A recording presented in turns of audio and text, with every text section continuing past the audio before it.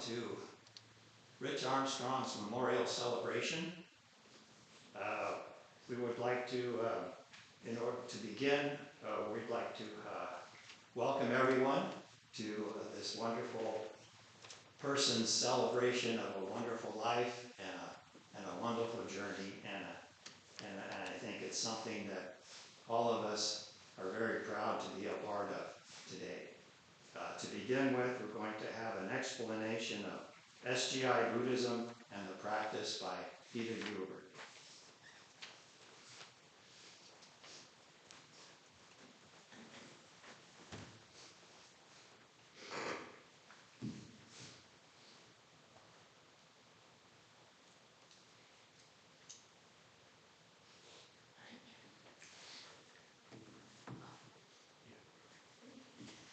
Good morning, everyone, and thank you for joining us today in celebration of Rich's beautiful and magnanimous life. And as you may know, Pete and Akiko Armstrong and their sons have been longtime practitioners of SGI Buddhism. And as such, I'd like to share an explanation of the goal of Buddhism as practiced in the SGI is to enable everyone to overcome all of life's difficulties and become happy and fulfilled. SGI stands for Soka Gakkai International. Soka Gakkai is a Japanese word that means value creation. We are a grassroots Buddhist organization with 11 million members in 192 countries and territories. We have no priest or clergy, based on the Buddhist belief that all people equally possess Buddhahood. We practice Buddhism as equals, encouraging one another to overcome life's difficulties based on Buddhist principles, while striving to fulfill our dreams and the peace in our communities. The essence of Buddhism is the conviction that we each have the ability to overcome any obstacles we may encounter in life. This inherent potential is what we refer to as the Buddha nature or godlike nature, a state of life characterized by limitless courage, wisdom, and compassion. The founder of Buddhism, Shakyamuni, or Siddhartha, as he is sometimes known, expressed this law of life in the Lotus Sutra, where he revealed that all people, without exception, possess this Buddha nature and are inherently worthy of respect. In the 13th century, a Japanese Buddhist reformer named Nichiren identified that the practice of chanting the Lotus Sutra's title, Myoho Renge Kyo, together with the Sanskrit word Nam, meaning devotion, is itself the way to awaken our Buddha nature. Simply put, Nam Myoho Renge Kyo is the name of the Buddha nature within our life and the universe's life. For instance, when I chant Nam Myoho Renge Kyo, I can connect with the universe, with the Buddha or godlike power in the universe. It is also a time when I can call forth my own equally powerful Buddha or godlike nature within. By chanting Nam Myoho Renge Kyo, we develop the best version of ourselves. We have confidence we can transform any suffering in life, lead those around us to happiness, and create peace in our communities and the world. Our Buddhist philosophy of peace is, when we change, the world changes. The key to all change is our inner transformation, a change of our hearts and minds. We call this a human revolution. Nam Myoho Renge Kyo is a declaration of the inherent dignity and power within the lives of all people. This introduction is short, but the teachings of Buddhism are profound and pragmatic. As members of SGI, we are happy to help newcomers explore these teachings and experience your most profound life condition of courage, wisdom, and compassion. And inside your program is a card where you can see the words Nam Myoho Renge Kyo and a website for our organization. When convenient, I hope you will check it out. Thank you so much.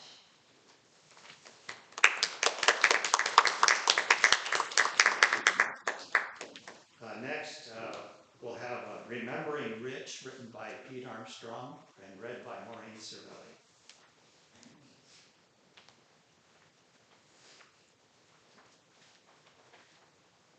Good morning. It was through our Buddhist organization that over 50 years ago, believe it or not, Stephen and I first met Pete and Akiko and their family. And I deeply respect and love you guys so much. Thank you so much for being a part of our life.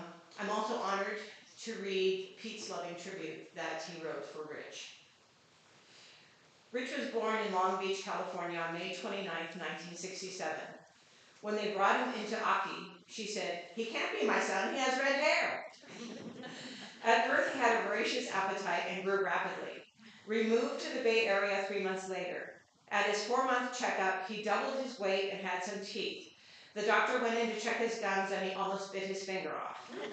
We moved to Santa Clara in 1969, and Rich soon discovered our neighbor had a swimming pool. Our neighbor's eldest daughter taught him how to swim and introduced him to the dolphin slide. Rich enjoyed school and soon started escorting another neighbor's son to school. At the beginning of 3rd grade, he came running home to tell his mom that he wanted to join the school band and play the trumpet. His music teacher was a trumpet player and became his first mentor. 2 months later, he played solo number at the Christmas program. He had written this number by himself. That was when we discovered he was a musical genius. Over the next several years, he played Little League as a catcher and got involved in the Sunnyvale Youth Band, and that is where he developed his strong work ethic. In high school, he combined his love of swimming and music, playing water polo, band, and orchestra. He eventually became the drum major. Rich also joined bugle and soon became lead. He also taught corps for 1 year, which triggered his love of teaching. Rich attended San Francisco State University, majoring in music performance. When he was around 20, he got wind of a trumpet concerto contest in the East Bay. He paid the entrance fee and ended up winning a special second prize and $200. Around this time, too, he began playing in the Great America Main Street Band. After graduating from San Francisco State University, he started playing in clubs and joining different bands. He also played in both the brass band and the jazz band for the SGI USA. In that capacity, he marched in both Washington, D.C. and Honolulu parades. He was not one to practice his horn much. Once he played something, he never forgot it. A chance encounter with trumpeter and jazz artist Wynton Marsalis changed that. In 1993, the SGI director in San Francisco asked musicians to write a song for San Francisco. When he got back home, he informed his dad, and his dad wrote a poem immediately, fitting the words into a tune running through his head for months. Rich put it together and sang it at an October SGI celebration. That is where he got his courage to start singing. The following summer, Rich got a job at Great America, singing and eventually dancing in their Rock the House show. He did this for 2 years. Soon after, he got the opportunity to join the tour of the rock singer Michelle Shocked. They toured throughout the United States and Europe, making several stops in Australia. During this time, he met his wife, Tara. He learned to play string instruments and eventually became her music director. Rich went on to play with several other touring bands and played on every continent except Antarctica. In 2001, his daughter Annika was born, and she became the primary focus of his life. When she started a private school, he hired on as a music teacher. He even taught her to sing and play a little trumpet. Once Annika moved on to college, he could think about touring again. Rich could play almost any kind of music, from classical jazz, and soon became the first call in the Bay Area, recording for many famous people. He played trumpet, flugel, congas, bongos, percussion, rhythm guitar, and bass, and sang lead and background vocals. Rich played in and founded many bands. He loved country music. His dad, Pete, loved country music, but Richard hated it. To his dad's surprise, he recently took up country music, co-founding a new band. One of his more recent recording sessions was for a reggae band. They liked his playing so much that they asked him to join their tour. He loved that group and was able to tour Europe and Brazil with them. He was preparing to return to Europe with them when he passed away. Rich used to play 3 to 4 gigs a day. He loved entertaining. One of the main reasons he played every gig was that he was afraid they wouldn't call him back again if he said no. Rich was a true professional who went into every gig knowing exactly what to do or sing. Rich was a wonderful big brother to Tracy, who was 5 years younger. They loved each other and were very close growing up. Rich also loved and was loved by his mom, Akiko, and his dad, Pete.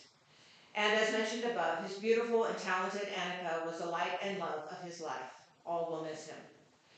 Rich had music artistry in his blood. He was born with a mission to create, share, and teach music. He completed his mission with a generous heart and a kind and loving mind. He packed more into 55 years of life than many do in 100. We are so proud of his victorious life. Thank you.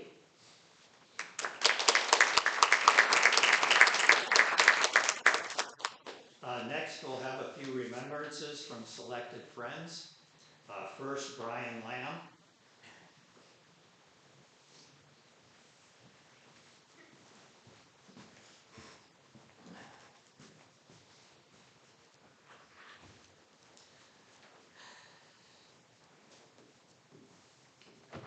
That was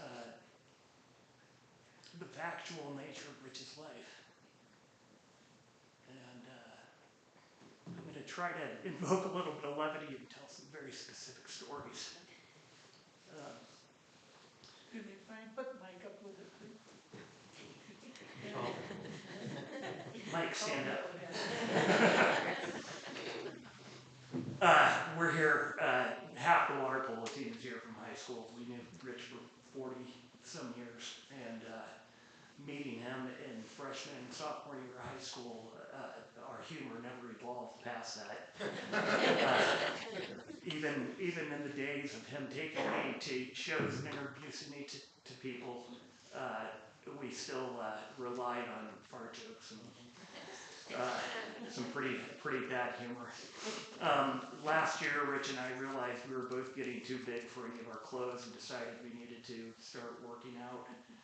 So he was coming over to the basement gym I had built during COVID.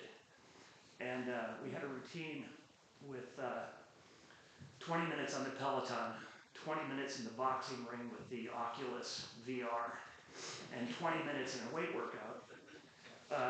But we couldn't resist actually punching each other in the stomach when the other was wearing the Oculus. And then our workout, the weight workout failed because we would choose the video Peloton workout not by how strenuous it was going to be, but how hot the instructor was. And my wife would come in and find us just complaining on the floor trying to do the workout and wondering how this beautiful object on the screen was able to do everything we couldn't do, and relied on memories of our former being in shape during water polo years. With regard to Rich's music, I thought he was a musical genius, for sure. But when I asked him, I said, you know you're a musical genius. He said, no.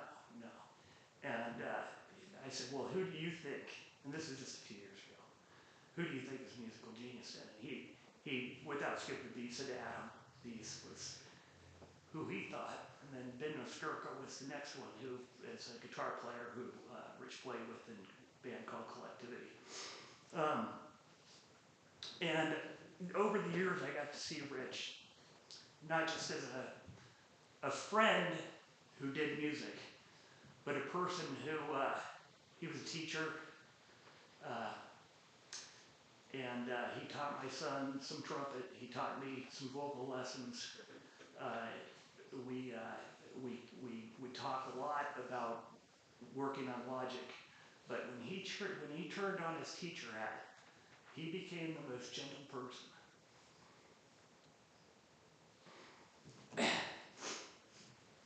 Except when you just couldn't do what he was asking. He came to my band. I have a country band, and he came to our practice and tried to get us to do some 4-part harmony, which with the hack people that we are, we couldn't do it, and he finally just yelled at us.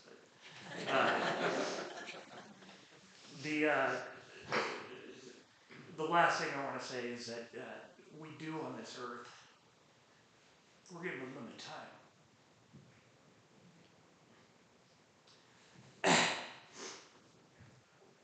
And it's not how much time we have, it's how we spend that time.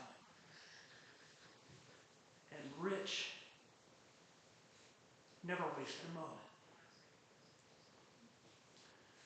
Whether it was making excursions out to the ocean to surf, or playing literally 3 gigs a day. In fact, he was doing 3 gigs a day after COVID. And he was still finding time to come by my house to work out. And it was literally jumping out of the car, working out, and going, I gotta go, I got a gig in Oakland. I'm like, you're never gonna make it to Oakland in an hour. Of course he did. Not sure how he did that, but he never wasted a moment. And he played more music and more instruments expertly than anybody. He shared the knowledge with the students at Waldorf, with all his private people, and he was also learning his entire life, learning new instruments, learning from people.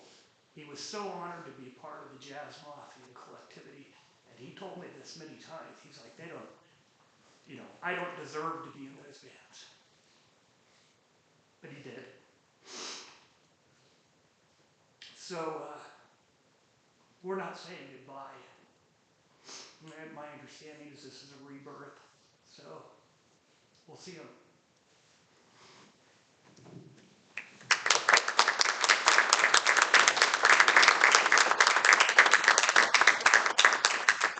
Next, we'll have Tom Chavez.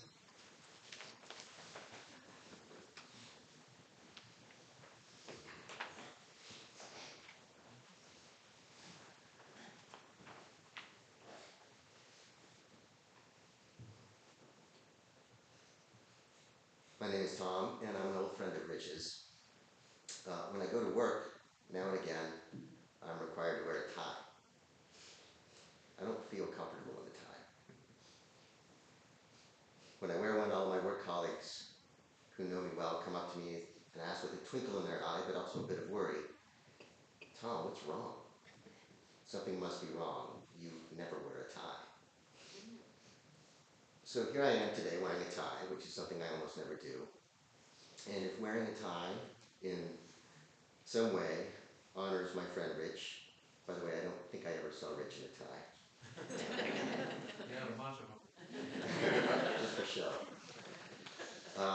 But if honoring Rich in this, with the tie, then that's all good. But I'm wearing one because something is very wrong. My dear friend Rich isn't here, and I miss him. And I know you miss him. So I'm resolved to lean into this discomfort and this sadness, and wearing a tie is the best way I know how to do that. I met Rich when I was 24. I recently decided to abandon my engineering studies and pursue music. I was trying to get into the San Francisco scene, trying to break into some bands and sets. I was told there was a rehearsal happening in the Panhandle, so I showed up at a rough and tumble, sprawling, disorganized apartment that functioned as both a living space and a rehearsal space hosted by some guy named Rich. Put a thumbtack in that. We're going to come back to this. It was a living space and a working space. So Rich and I think a roommate who I can't remember lived there. They played music, they wrote music, they had parties all in one. There was a renegade disregard for rules and structure. In earlier times, they would have called it bohemian, and I loved it. We started to rehearse. Rich gave the count. As Brian said, he was intense and very intentional about what he wanted us to do. Courteous, but intense. I was a little scared. Who is this guy? He's good. Knows his stuff. Can I keep up? Am I good enough?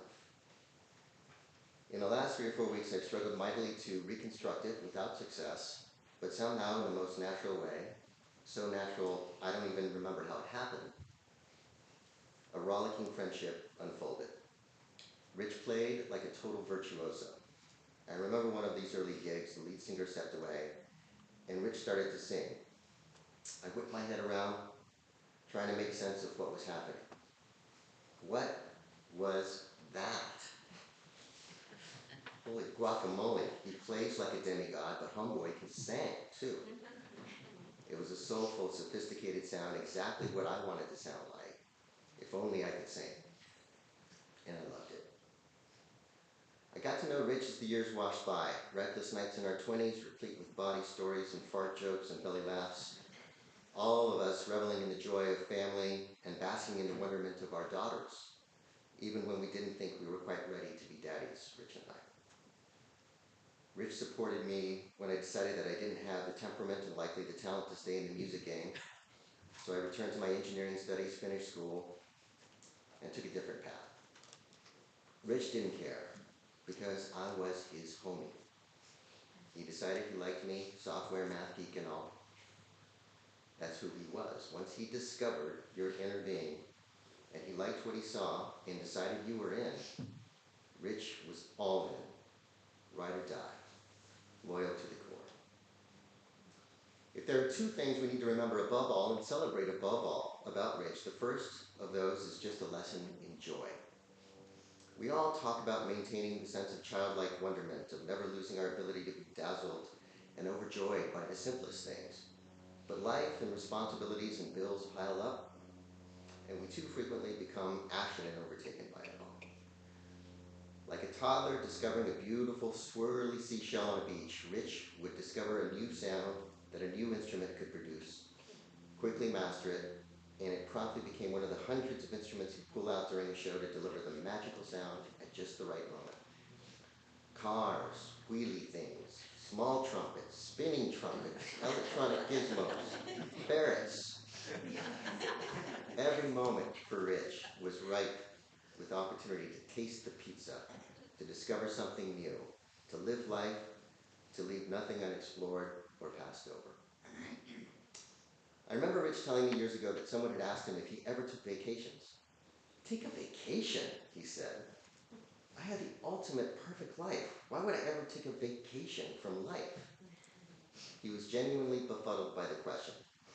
Because, you see, from Rich's vantage point, life wasn't a dress rehearsal. It was a possibility to be seized.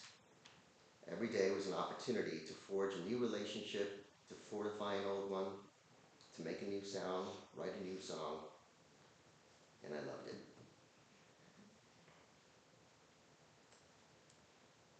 The second thing we need to remember and celebrate about Rich, above all, was that he felt things deeply and never shied away from his big feelings. I told you that I paused my engineering studies and then went back to them. I like math, I like structure and logic. So I have this kind of logic chopping kind of brain. I feel things. But from Rich, I always was learning the importance of leaning into and truly discovering what I felt about something. Not what I thought, but what I felt. About a decade ago, broken and depleted after a long relationship that hadn't worked, I was dating my now wife. I was scared shitless, doing everything I could to blow it up. My wife, by the way, is about to hear this story now for the first time, so I talked to Rich about how much I loved her, but how worried I was about all the things that could go wrong. In his perfect way, without complexity, and with his searing sensibility, Rich said to me, "Tom, sounds to me like you love her. You gotta stop thinking so much about all that other stuff, and just let yourself feel what you're feeling. Let yourself fall in love, dude, because you know what? That's all there is." I took it in, stopped thinking, and let myself just feel. Rich and I wrote a song in our 20s, and the chorus lyric was simple. Love shows the way. I didn't know it then, but I get it now.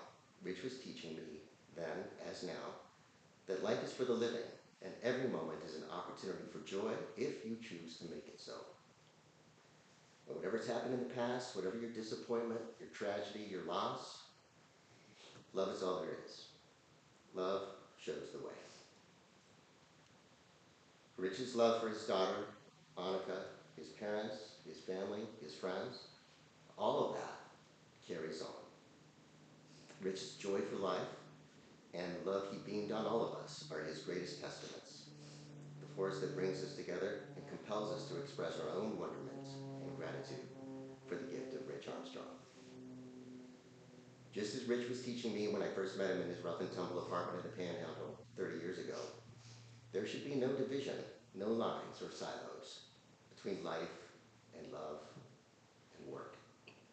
There's no need to take a vacation from life if you're living it to the fullest and finding all the joy hiding in plain sight. Life isn't a working space, a place to tread from chore to chore or task to task. As Rich taught all of us, it's an opportunity to be seized if you just let yourself feel what you're feeling. Thank you, Rich, for everything.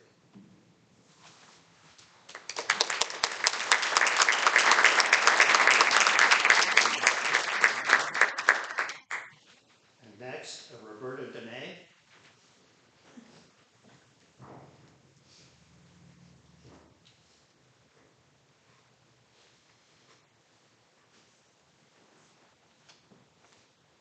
Thank you so much. Good morning.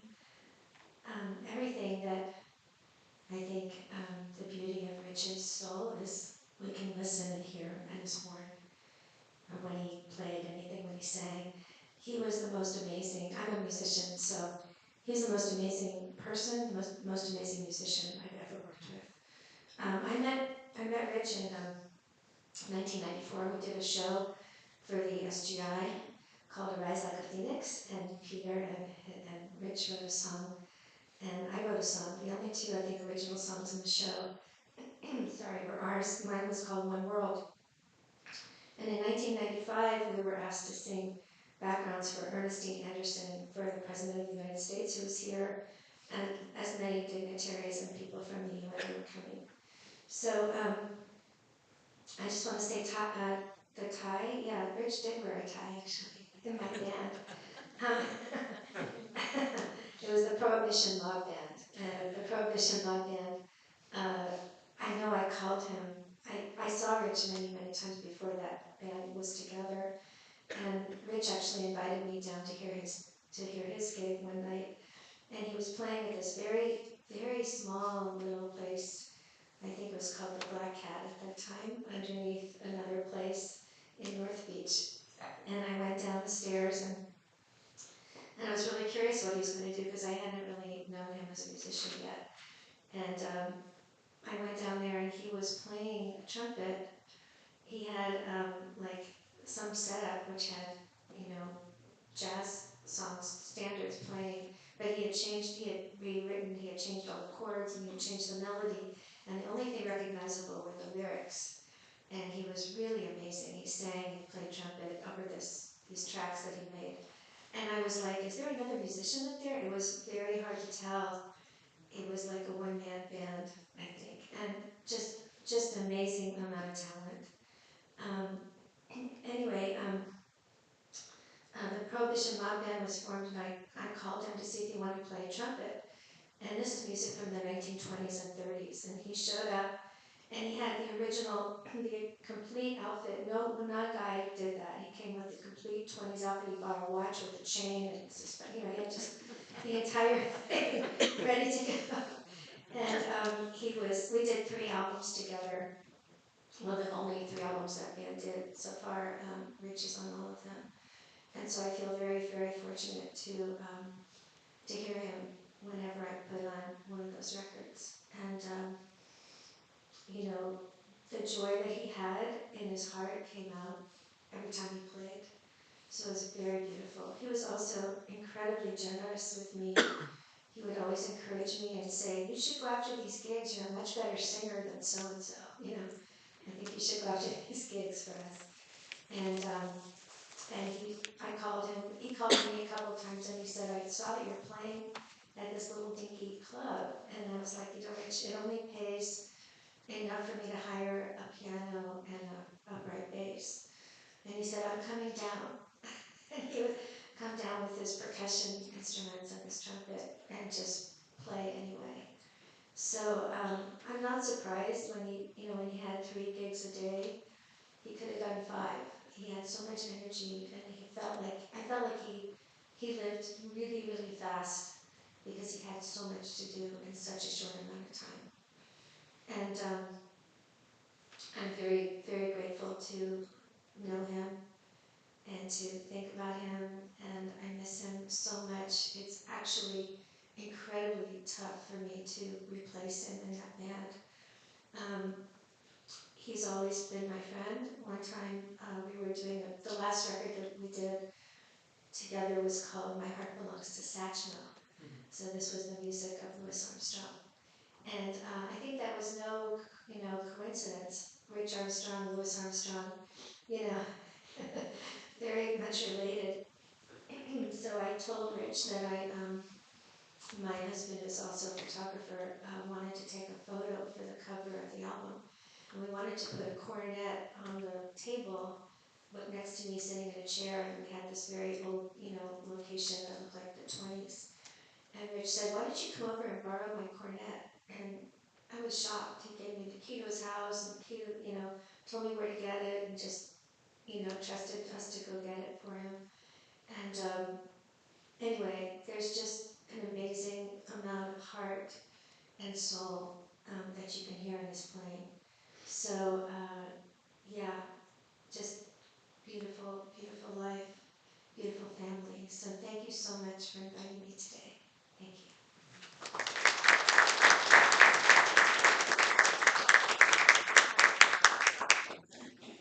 And next, Adam Thies.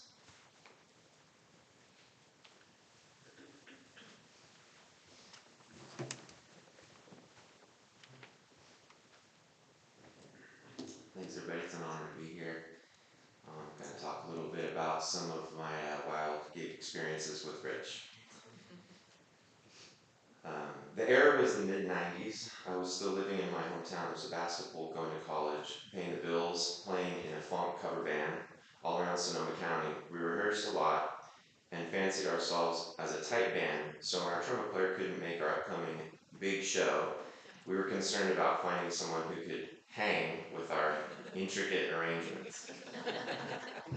Our leader, Sonia D., had recently done a gig in San Francisco, in the big city, with this guy who she said was a really good trumpet player. So she got me in touch with him. His name was Rich Armstrong. I called Rich on the phone and must have sounded so lame, vetting him to make sure he was up to snuff to play with our disco funk cover band. We literally wore afro wigs. Hopefully there's no pictures of this. He couldn't make rehearsal or the sound check, but he seemed really confident and sort of in a hurry, and said he could sight read the horn parts, no problem, and all that. He also mentioned that he could sing a ton of tunes. On the night of the gig, having arrived 10 minutes before the downbeat, Rich proceeded to spit hot fire through the trumpet and nail all our silly horn arrangements way better than any of us rehearsed folk ever had, and blew all our minds when jumping on the microphone singing his face off. As a developing multi-instrumentalist, my mind was blown.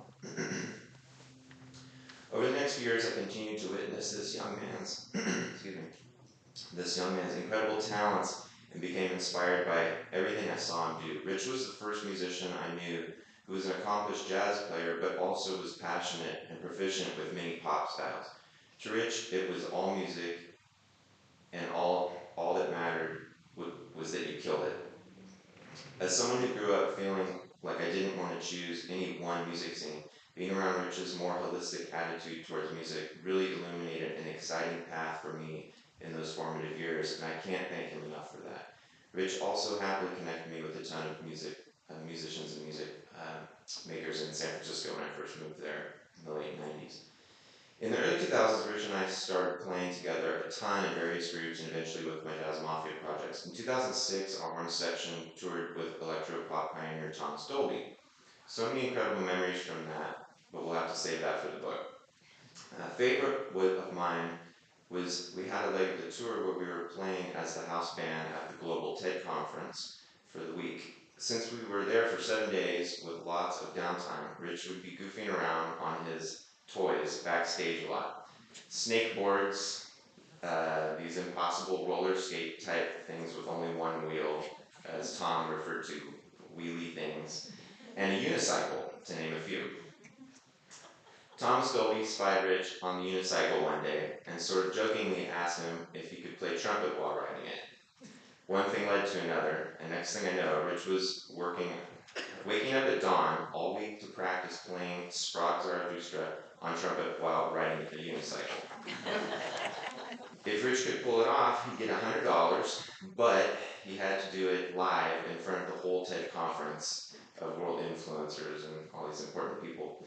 And he had to make it around the entire crowded auditorium without putting his feet down. Friday rolled around, and Rich was nervous as hell. The unicycle moment was all he had thought or talked about all week. It was all consuming. Friday arrived, the band started the epic thematic intro, and Rich appeared out of the side door, way out in the auditorium, playing the iconic trumpet part amongst the audience. At first, it was hard to tell what was going on, since the audience wasn't really responding and he was so far away. I thought maybe he had abandoned the crazy unicycle idea and just decided to walk it. About halfway through, the camera finally found him and put him up on the Jumbotron, and there he was, pedaling his little heart out.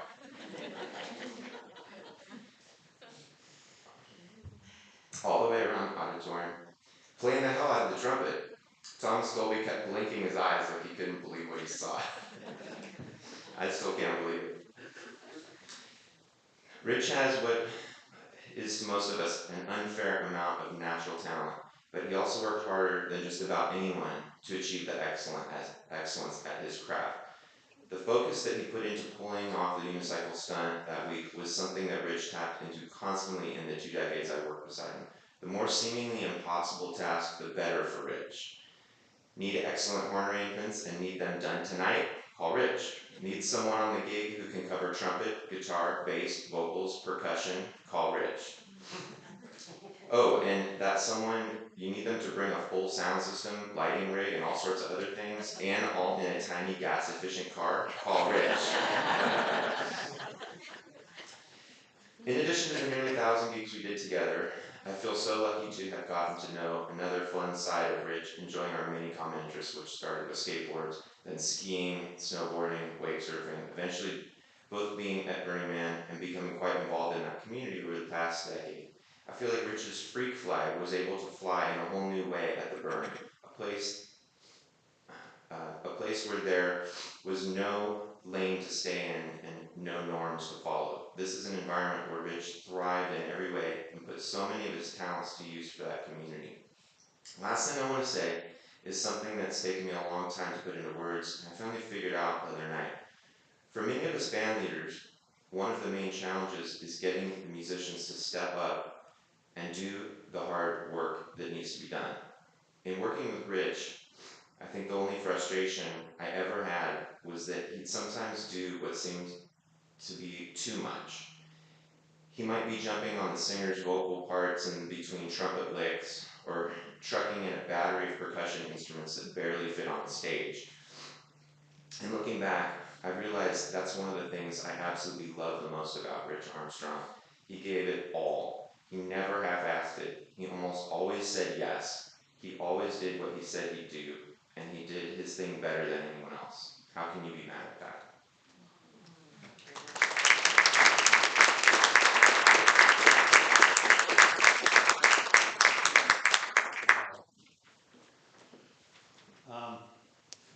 On behalf of SGI USA, I'd like to offer my condolences to the Armstrong family for being able to have the strength to not just have this celebration, but to show dignity and respect to us all, and to be able to inspire so many people.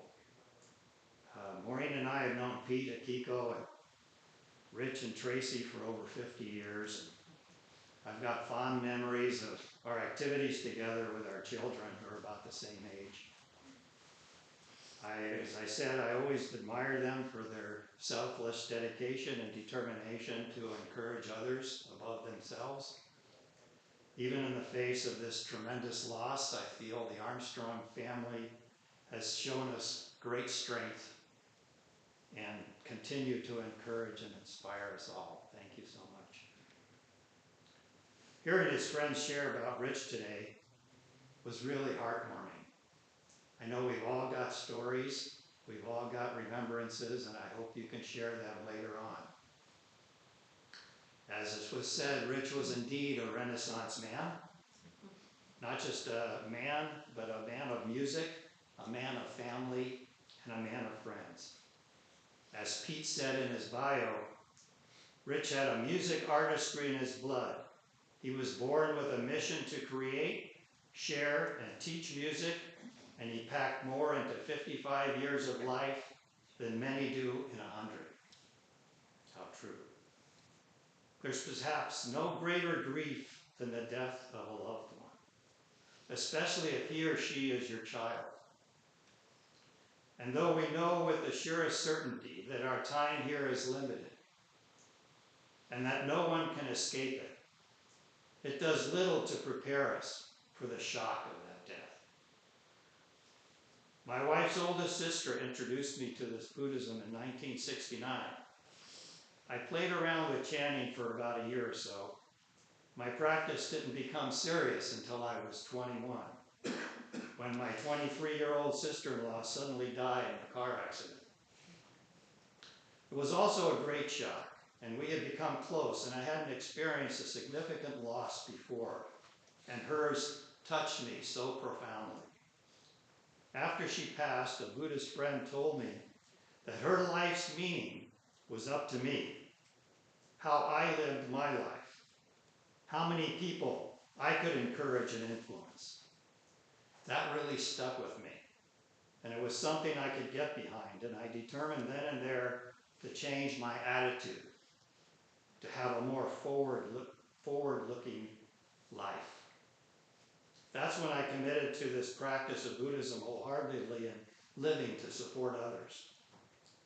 Dr. Daisaku Ikeda, a philosopher and my mentor, wrote, "If a person, even one who practices this Buddhism, should die young, their life would not have been in vain.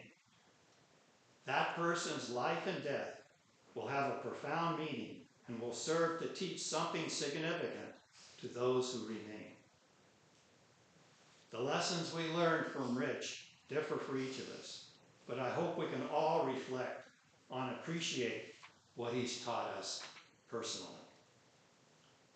Buddhism teaches us not to shrink from the certainty of death, but to learn about it and squarely confront it. Our culture seems to avoid and even deny the fundamental question of our mortality. The awareness of death compels us to examine our lives and try to live with purpose. Sometimes a person's death confuses us, especially when they die young or suddenly.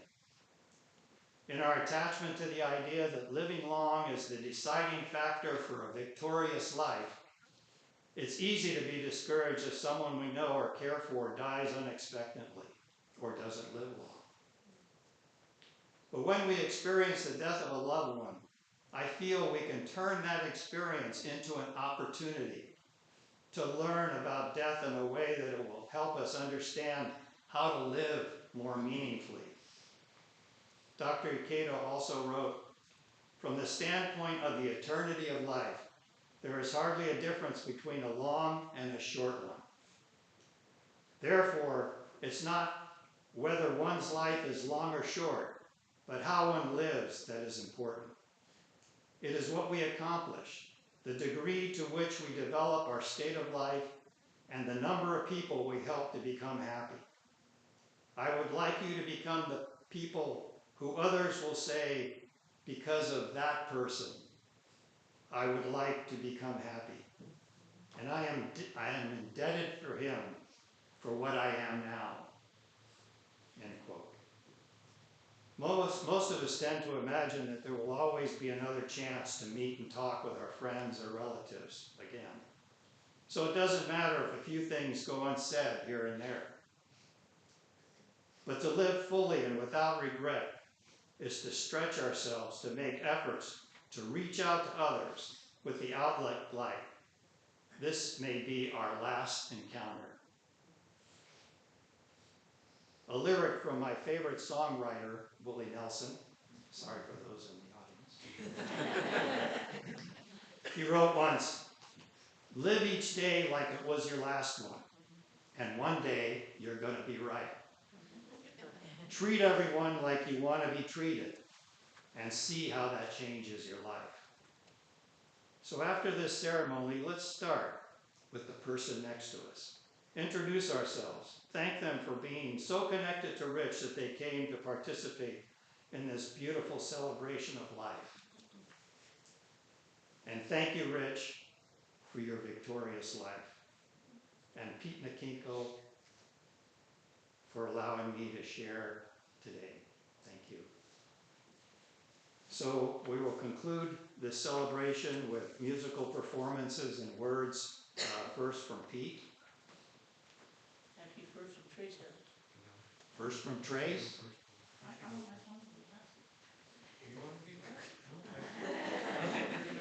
First from Trace. Okay. Seniority rules. Seniority rule, for sure.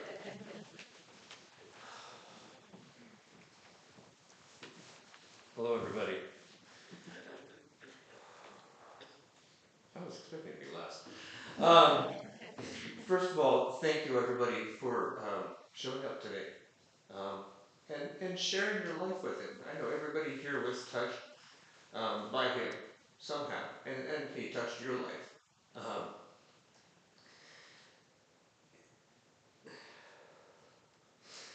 And these past few weeks has been quite difficult for everybody, especially my parents and I. And you know, we've had the daunting task of taking care of his apartment and trying to, get things to people that could use them better than all that. And just, I want to say thank you to those that have helped to come by and help me with that and coming by on their own. And I also want to say thank you to particularly to Jackie, Annika's aunt, Caroline's sister, for not only handling the executor of the state, like a lot of the paperwork and stuff that we don't know how to, and Brian helped out too, but even showing up herself and cleaning with TJ, and taking care of some of the car things and bigger things that we couldn't do. I really want to show some appreciation to her for that. So I was supposed to sing a song that Rich and Dad wrote together, kind of a Buddhist gospel. I've done it in some meetings in FNCC and here locally, but I just didn't feel it was kind of the right energy for this. Instead, I felt I should challenge myself in a way that Rich would have, to learn a song that was more appropriate for the occasion. So, this isn't me. Standing in front of the microphone was never me. I was the backstage person. I still am. That's what I do for a living. And then when I was on stage, I was hiding behind drums and cymbals. So, even if I was singing, you didn't see me. But we're going to do a little thing and get a little ready because need a little Rich Juju. So I brought what was his microphone stand. Sorry, it got a little loud when I got closer. I'm wearing one of his vests. As we all know, if he didn't wear ties, he was wearing a vest. And so this is a song that might need a little help from you guys. I know my Crossroads people know this one. We did this in 2019 for one of our Crossroaders that had passed in celebration of him out there burning. And so it's called Home. And I picked this because Rich sang this so passionately on stage with everybody. There wasn't a dry eye on the stage, as dusty as is out there. You might have seen the video. We've shared it sometimes on Facebook and stuff on the internet. But this was something for me to challenge because I've never been the one standing in front of the microphone in front of people. I need one more thing left in the jacket.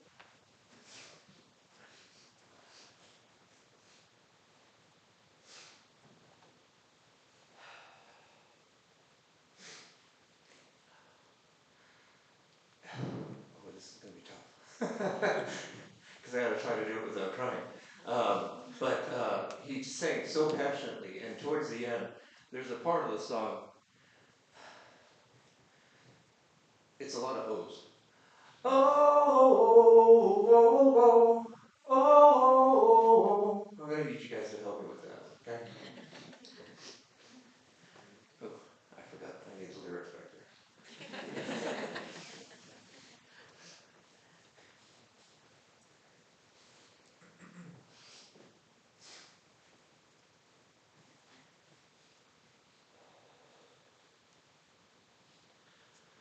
Hold on to me as we go, as we roll down this unfamiliar road. Although this wave is stringing us along, just know you're not alone. I'm gonna make this place your home. Settle down, you'll all be clear. Don't pay no mind to the demons, they fill you with fear. The trouble, it might drag you down. If you get lost, you can always be found. Just know you're not alone. I'm gonna make this place your home. Ooh, ooh, ooh,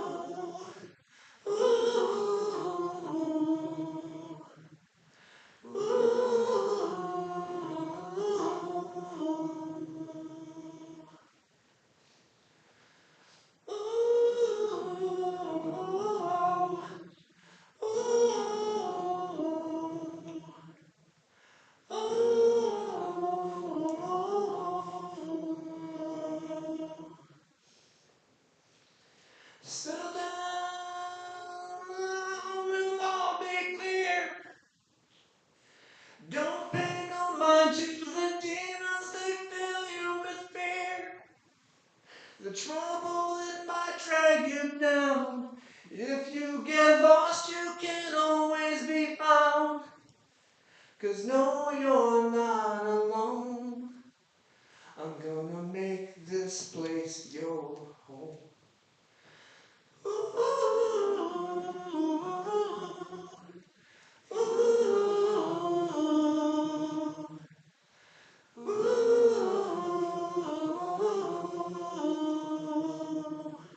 a little bit louder now.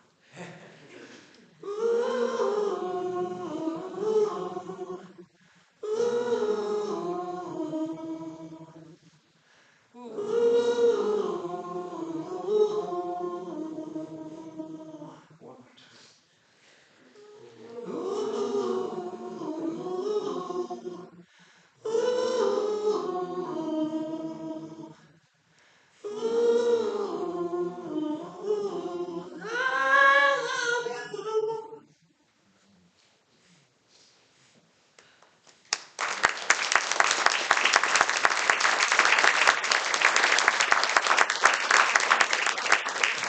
Thank you so much for everybody coming today.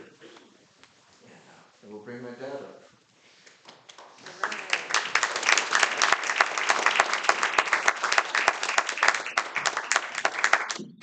I don't know if I can follow that at all.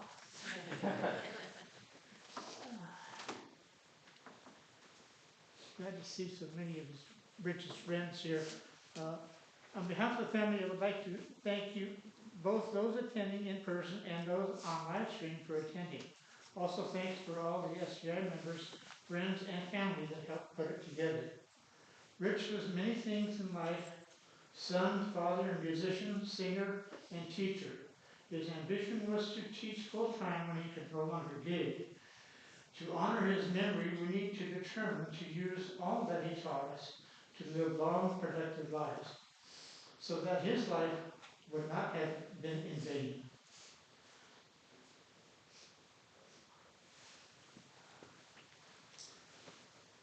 I was always praying for him to help spread this Buddhist practice with his talents. In many ways, he was able to do so. we were able to write a few songs together, and the song that started him singing was revised and became the official song for the United Nations 50th anniversary. We'll close with one song that we put together based on the song Amazing Grace. Since 9/11, Amazing Grace has been played ad nauseum, I thought we need a similar song reflecting a Buddhist perspective. Please join me in singing, as I don't have Rich's talent. That's for damn sure. But I would like a couple of the professional singers here to come up and help me. Roberta maybe and Omega, if you could please come up and help. These are both professional singers. Omega's sang with Rich for 30 years. Roberta for practically as long, so they Rich's favorite singer and Rich's favorite boss. Please, you have a copy in your book, please. Oh, there we go, okay. Everybody has a copy. So. It's like Amazing Okay, same thing.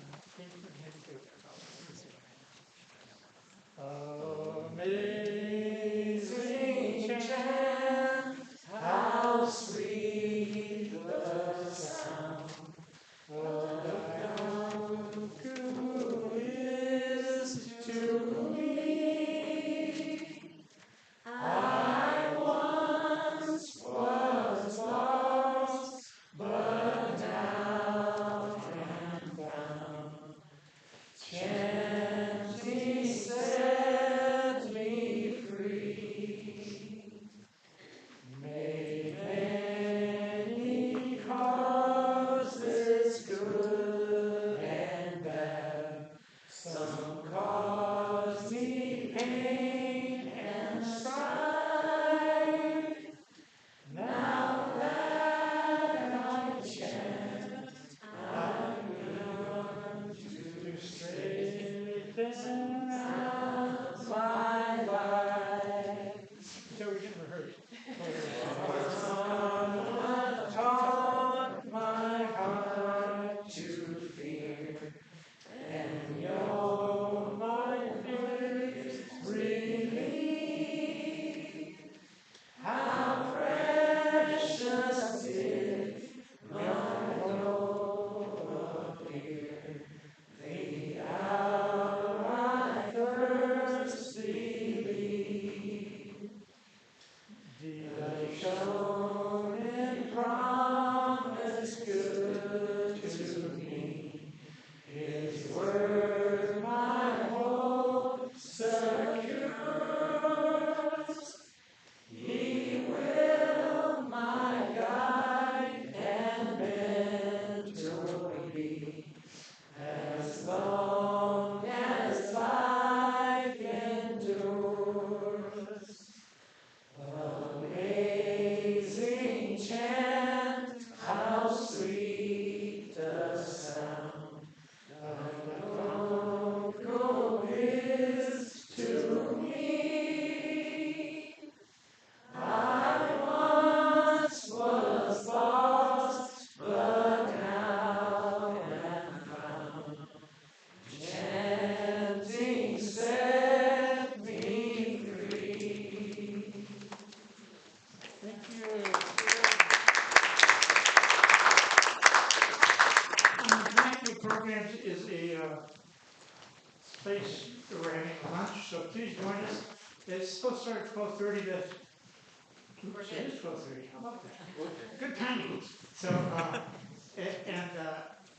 there will be a private place that I just mentioned the Armstrong name, and they'll show you where we're going to go. But thanks again.